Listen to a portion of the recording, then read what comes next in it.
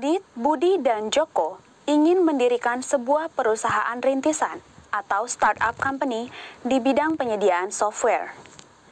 Untuk maksud tersebut, mereka mengumpulkan modal sebesar 300 juta rupiah yang berasal dari uang pribadi mereka, masing-masing sebesar 100 juta rupiah. Setelah modal terkumpul, mereka ingin melengkapi syarat administrasi perusahaannya. Mereka kemudian menyewa sebuah bangunan milik Haji Agus di Jalan Ahmad Dahlan, Jakarta untuk dijadikan tempat usaha.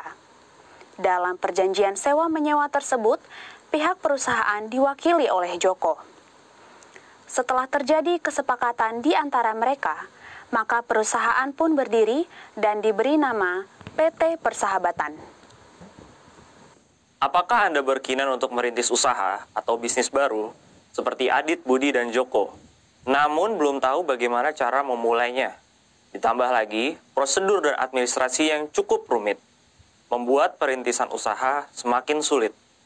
Dari contoh kasus yang tadi, akan ada banyak pertanyaan-pertanyaan yang muncul, seperti bagaimana bentuk dan status badan usaha yang dimiliki oleh Adit, Budi, dan Joko? Apakah ada jaminan hukum yang melindungi perusahaan milik mereka, beserta aset dan tenaga kerjanya? Serta siapa saja yang berhak untuk bertindak mewakili untuk dan atas nama perusahaan, untuk hal-hal terkait kepentingan perusahaannya, misalnya sewa bangunan, kerjasama dengan pihak ketiga, dan hal-hal lainnya. Anda mungkin pernah menemukan pengalaman yang serupa dengan Adit, Budi, dan Joko dalam proses Anda merintis suatu usaha atau bisnis.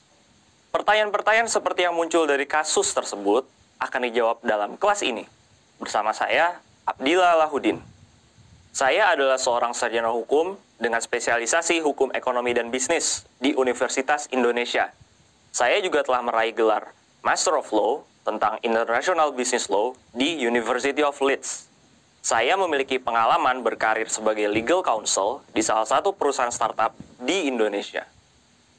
Menurut pasal 1 huruf B Undang-Undang Wajib Daftar Perusahaan, badan usaha atau perusahaan adalah setiap bentuk usaha yang bersifat tetap dan terus-menerus, yang didirikan, bekerja, serta berkedudukan di wilayah negara Indonesia dengan tujuan memperoleh keuntungan dan atau laba. Lebih lanjut, menurut Undang-Undang Dokumen Perusahaan, badan usaha atau perusahaan adalah setiap bentuk usaha yang melakukan kegiatan secara tetap dan terus-menerus dengan memperoleh keuntungan dan atau laba, baik yang diselenggarakan oleh orang perseorangan maupun badan usaha yang berbentuk badan hukum atau bukan badan hukum. Sehingga dapat disimpulkan secara sederhana, apabila Anda melakukan kegiatan usaha secara terus-menerus untuk memperoleh keuntungan, maka Anda adalah pemilik badan usaha. Unsur-unsur badan usaha antara lain: 1. Bentuk usaha, 2. Jenis usaha, 3. Secara terus-menerus, dan 4. Tujuannya memperoleh keuntungan dan atau laba. Sebelum mendirikan badan usaha, pengusaha perlu menentukan bentuk badan usaha apa yang akan didirikan. Hal ini dilakukan karena ada berbagai bentuk badan usaha dan setiap bentuk tersebut memiliki ciri dan konsekuensi hukum yang berbeda. Apabila Anda salah menentukan bentuk badan usaha, maka akan menimbulkan dampak yang krusial bagi pendirian bisnis Anda. Ada beberapa faktor yang melandasi pentingnya menentukan bentuk suatu badan usaha. Pertama, ada bisnis tertentu yang harus dalam bentuk badan usaha yang spesifik. Misalnya bank syariah yang harus berbentuk perseroan terbatas.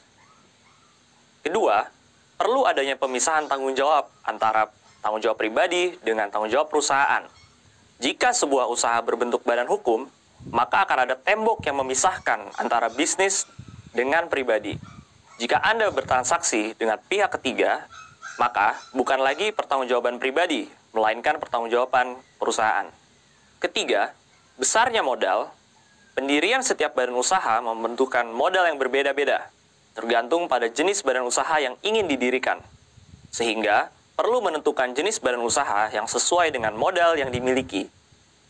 Dalam kelas ini, saya akan memperkenalkan berbagai bentuk badan usaha, baik yang berbadan hukum maupun yang tidak berbentuk badan hukum, serta menjelaskan setiap badan usaha tersebut dari berbagai aspek, seperti subjek dan permodalan, prosedur pendirian, harta kekayaan, dan pertanggungjawaban.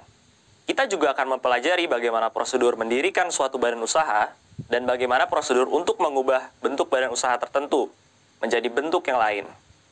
Yang terakhir, namun tidak kalah penting, saya sebagai seorang yang memiliki pengalaman berpraktik sebagai lawyer akan memberikan tips, question to ask your lawyers, bagi para peserta belajar yang mungkin awam tentang hukum bisnis dan langsung menjawabnya untuk Anda.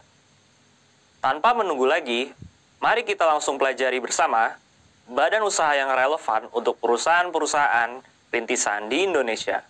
Dalam rangkaian video di kelas How to Choose the Right Business Entity for My Company.